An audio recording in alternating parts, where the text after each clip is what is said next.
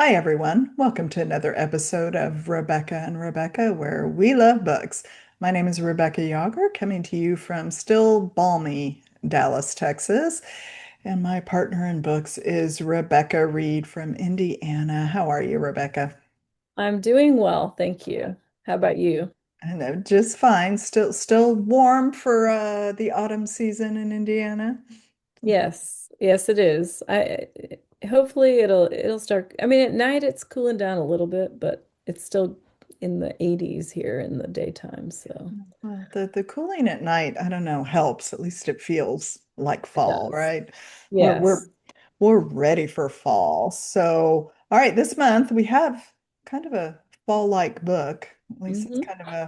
it's a suspense book, and you got to do suspense on the month of Halloween, right? Of So, course. we are reviewing Echoes of Darkness by Darlene L. Turner. So, why don't you tell about the book and then we'll dive into our thoughts about it. Okay. A serial killer stalks a small town, and a police officer must face her family's dark past to catch him.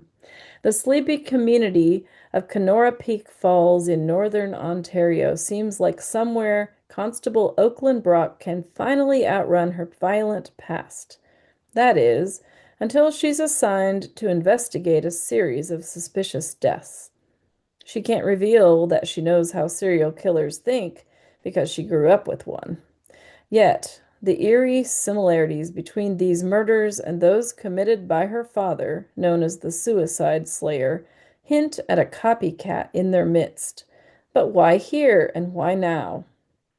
Caleb Green of the Canadian Watchers Squad, a special task force, has his own reasons to be wary of working alongside Oakland. But with rumors of a local cult known as the Light Paragons gaining power, the stakes are too high to refuse. As they explore connections between the killings and cult, Oakland and Caleb are forced to confront old secrets and a terrifying new threat. Someone is watching Oakland's every move. They know exactly who she is and what she might be capable of. And soon, her biggest fear isn't just having her past exposed, but that a killer will turn whatever days she has left into a living nightmare. Ooh, it sounds lovely and suspenseful.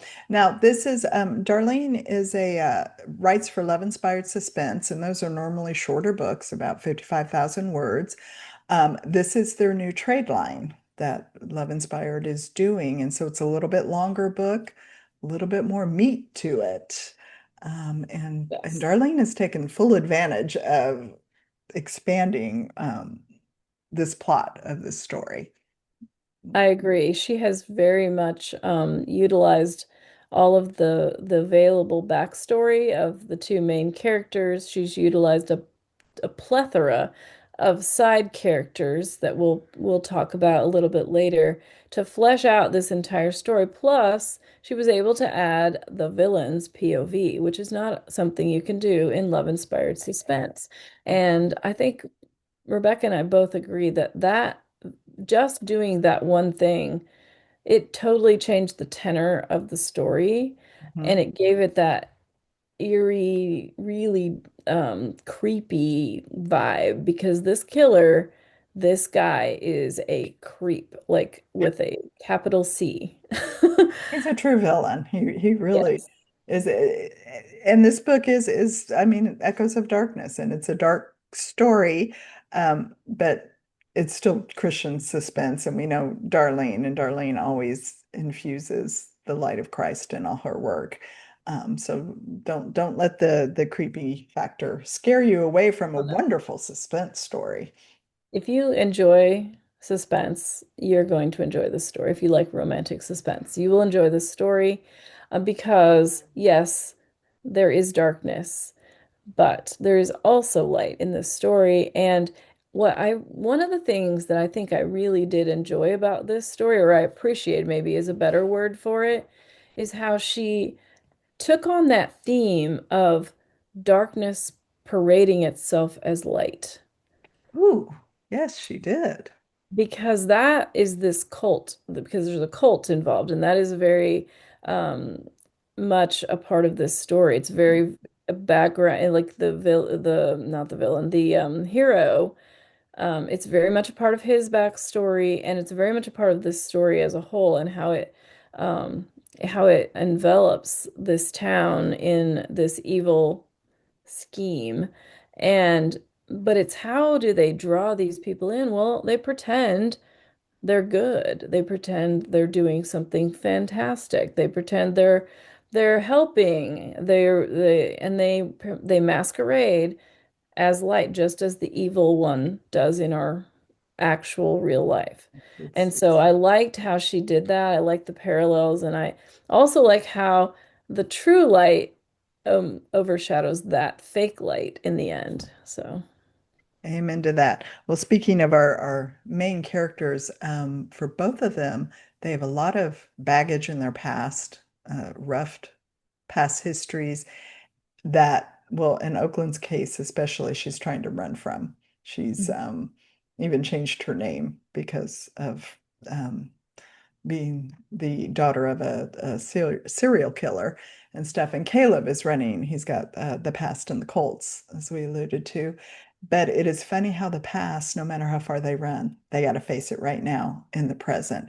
And Darlene does such a great job of how the past and present collide and how you won't move past that or move forward unless you face it. right.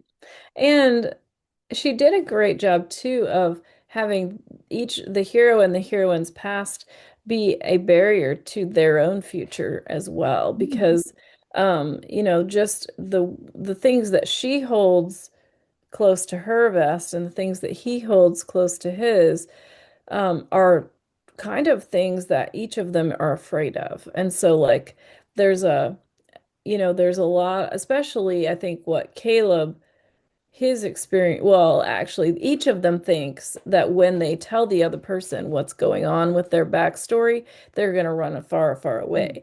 So, Mhm. which I think is not so unique. That is kind of done a lot. But this particular story with Oakland being the daughter of the serial killer, that, and I think a lot of it too is just her doubts. Like, and she has these fears that she's like him. And that is a huge barrier.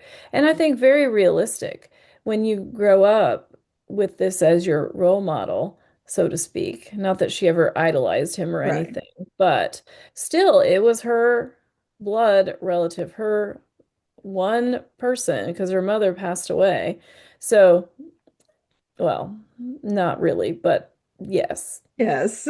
I mean, I don't know. Yes. No Just spoilers here. She is yes. So no yes, longer around. mother is not in the picture. She grew up with the serial killer, basically. Yes. So that I mean and then we have this villain who is modeling himself. I mean, he's this Mhm. copycat, right? Mhm. And so the title is very good because Echoes of Darkness, like it's all these memories that each of the hero and the heroine have to deal with, as you mentioned already.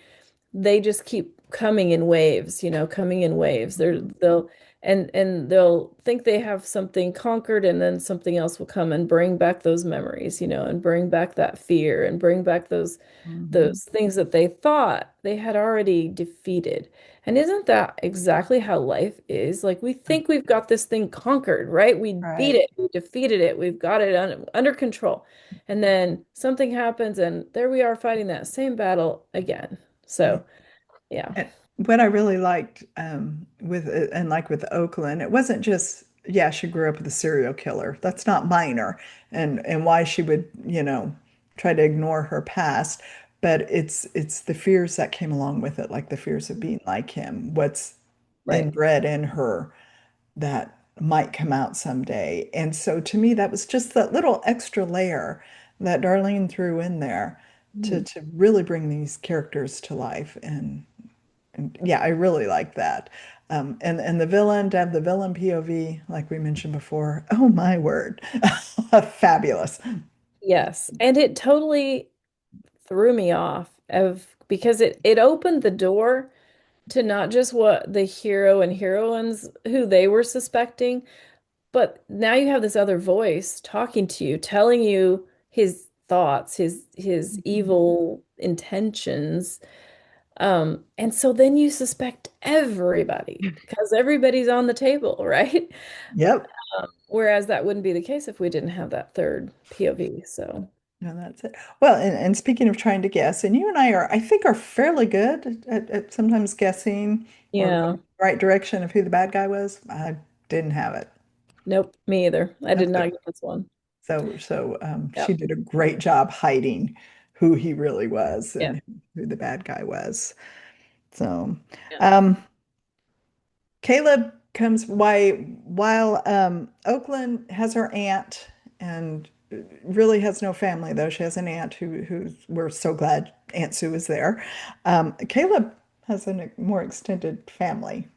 Yes. It's a whole His different. family is very interesting because it forms this paramilitary group, so to speak, or this adjunct group called the Canadian Watchers Squad, who were formed to help out like the law enforcement because and they were somewhat resented by the law enforcement as well, especially at first, because it was almost like they were slapping them in the face, but you can't do your job, so we're going to come in and do it for you, which was not actually the case. But this group is family, literally, because they were all adopted children of the military, the millionaire, billionaire father, and I forgot his name. Sorry, I didn't Yep, write it down.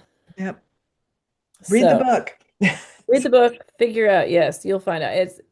But because of this connection that they all share, it really enriches the relationships between them and how they work with each other. And it's a great it's a really fun part, and that's part of the light I Mhm. think, is to show that these people who are not blood relatives work together as if they are, and they care for each other, they back each other up, they're right, all of those things that we think of as family, they embody that, and it really is a fun dynamic in the story. They've chosen each other as family. Now, we're going to ask Darlene this question. I think I have to. Is all these characters in that family, do you not see them each having their own story down the road? Absolutely. I really hope the answer Absolutely. is yes, that she's Me going to too. write. It's Because just, they are fascinating and you read the book and you'll see like they're so diverse. There's so many different options there for such rich mhm. content. So Yeah, yeah, well, great stories. yeah. Hopefully, yeah, hopefully. Well, we'll ask her in a couple of weeks, so you got to come back for the interview. All right. Well, let's do our favorite thing. We love our side characters and we love towns that the characters inhabit. So, who are your favorite characters? Oh my. Or Um, who jumped out at you? that's a tough one. I guess I'll have to pick Lily as my favorite. I liked Lily a lot. She's brave and she's, like she's the daughter of Caleb's sister, Michaela, and she's been through a lot, and she's still brave and she's still willing and she wants to help and she's, Hmm. all of the adventurous. A little feisty. A Yeah, little I like feisty. Lily. So, Yeah. and What about Michaela. you? What about So, you? uh, well, we always need the voice of reason, like Aunt Sue. Mm-hmm. And then again, I think with the rest of Caleb's family, Michaela, they each have their own little quirks, which I really liked. So I think I wanted to get to know them better. And that's why I'm so Mm-hmm. intent on, ooh, is there more books coming? But I think the voice of reason of Aunt Sue. And then is there a reverend pastor, spirit? Yeah. In there that also just lighten the mood a little bit. A little quirky, little fun. You don't, with a heavier book, with an edgier book, you need those moments of where you can breathe. It's not all the action packed or the darkness or the edginess of the book. So there were some lighthearted moments with him and with the town. Um, Yeah. Yeah. I Those think, are really good. oh, and Oakland's commanding officer. Oh, yes. In the Sergeant squad. something. Rick, Rick, Rick, yeah, maybe. I don't remember. somebody. I didn't write that one down either. I'm sorry, folks. We took Read the terrible book. notes. That's Rick. I know because I it's couldn't Rick. stop to take notes because I was so intent on reading the book. I didn't have time to stop because I had to know what was coming next. There you So go. there was no time for notes. It was all done after the fact, and I forgot to write down his name. So, Hey, it happens. We're not perfect here and stuff. We just know we like the book. But the companion officer, in fact, the squad is kind of becoming Oakland's, or could become Oakland's new mhm, chosen family. She's still putting up a few barriers, no matter how much they're trying. They're trying to welcome her in. true. Um, but she has these fears that if they found out, who she really is or who her father is, that they would shove her away. And she fears that with Caleb as well for forming any relationship with him or potential relationship. Yes. Um, so I like the chosen family because we need Hmm. that. We need people around us we can always go to. We were made for fellowship. And I think, Agreed. Yeah, Darlene. no, that's one of my favorite themes too, is that whole idea of found family, chosen family, or, people grouping, people in a workplace that act like a family. Mhm. It's great. Yeah. Yeah. So Why getting me here? yeah, I see you. I thought you're I just know waving. it was terrible. It was like, ugh. Anyway. Hey, this is real, folks. It's what we Hmm. are. Um,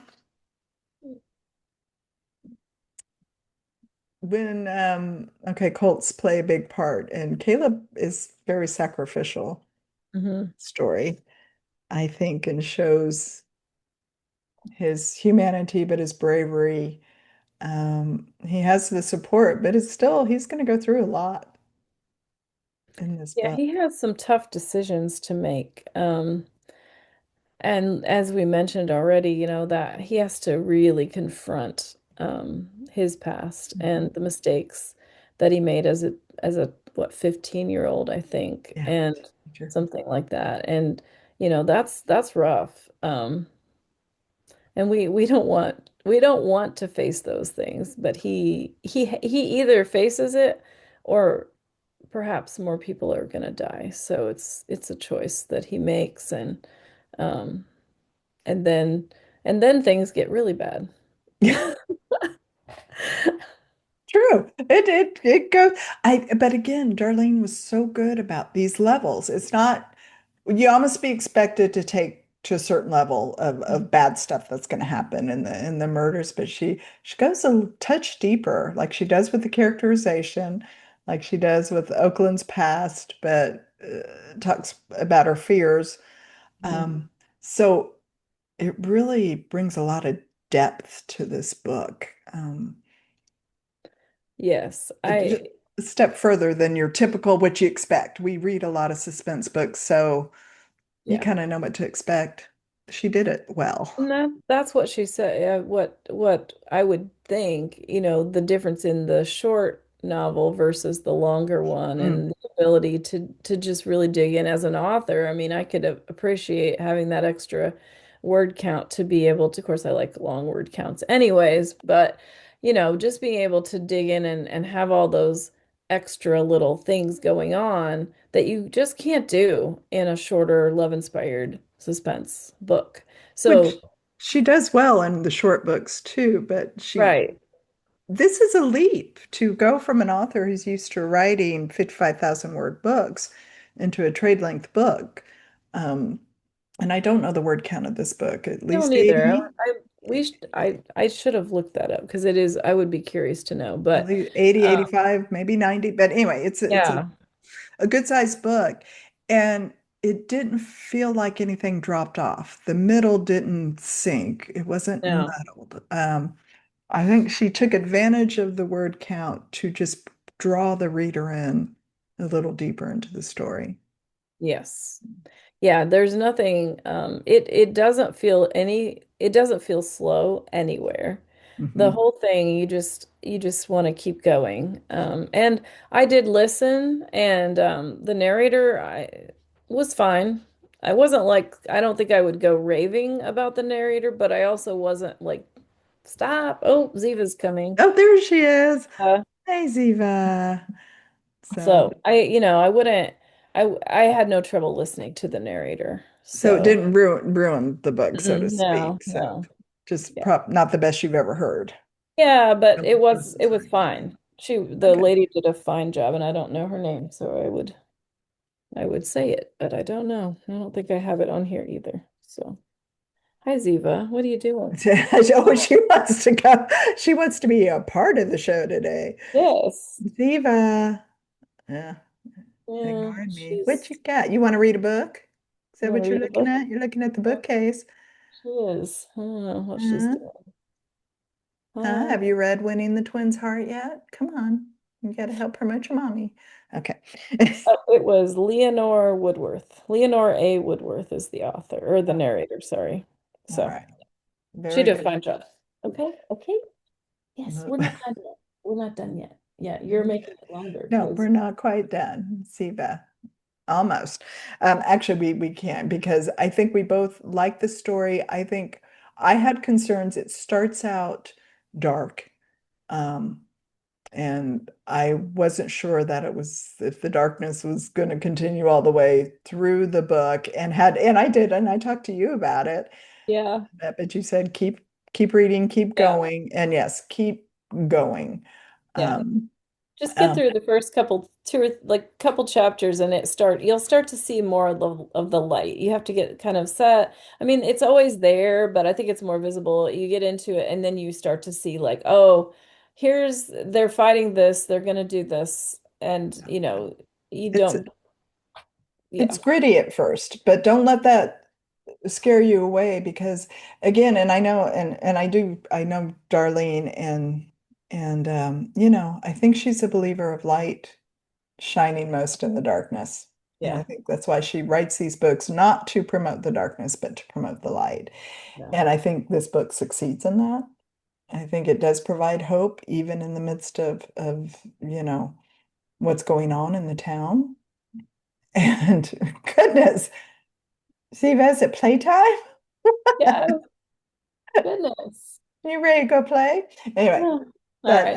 Yeah, that the I light agree. shines. It's gritty. It's probably grittier than some of Darlene's shorter books for love inspired suspense, but I know she's got more of those coming out. And so keep an eye on Darlene Turner, and we are so excited to be able to talk to her in a couple of weeks and ask her all kinds of questions about Yeah. this book and find out what else she's got up her usual plaid sleeves. She loves plaid. If you don't know that Cool. about Darlene, you have to check that out. Um, so yeah, Echoes of Darkness by Darlene L. Turner. I think we highly recommend it if you need a good gritty suspense book that shines a light in the long run. Yes. Yeah, Yes. very It's a good. All right, we're talking to Darlene in 2 weeks, so please come back. In November, we will switch gears and do a Christmas book, and we'll do a sweet yeah. romance. Author Mindy Obenhouse will join us for the Christmas book in November. So, yeah, find out our schedule and what we've done in the past and what's coming up next. Always go to rebeccaandrebecca.com and you'll find links to our social media. Ziva. Entertainment. Ziva's Yes. like, you're wrapping it up. I'm ready to go. Wrap it Yeah, she is. up. Yeah, we have a YouTube channel where everywhere where you can wherever podcasts are, Spotify and Amazon Music and iHeart, and pick your Yeah, podcast place. right. So you have a choice with audio or video Hmm. with any of our shows. Like, subscribe, comment. Right? Yes, we love comments. We want to And hear from you. check Even us out on comment about Ziva. Instagram. Yeah. Yeah, you get to see Ziva. Ow, stop. Ziva, be Jeez. kind. And yes, Anyway, I had interrupted you when you said Instagram. We are on yeah, Instagram. Instagrams. Yes. And So, so all right, well, join us in a couple of weeks when we interview Darlene L. Turner. Meanwhile, pick up Echoes of Darkness today and then look forward to a Christmas story next month for November. And we're glad you're here and thanks for joining us. yeah, thank you. We'll see you next time. Bye.